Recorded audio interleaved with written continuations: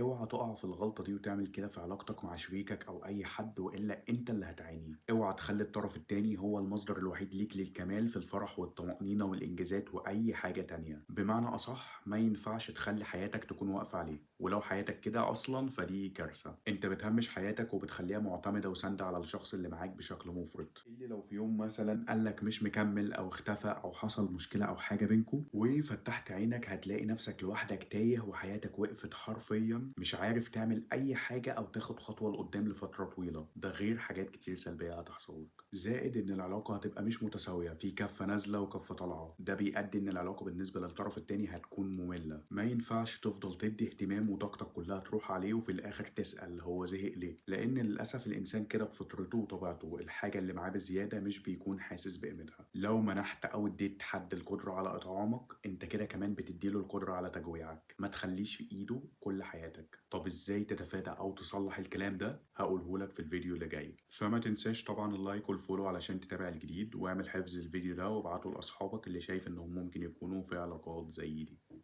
سلام.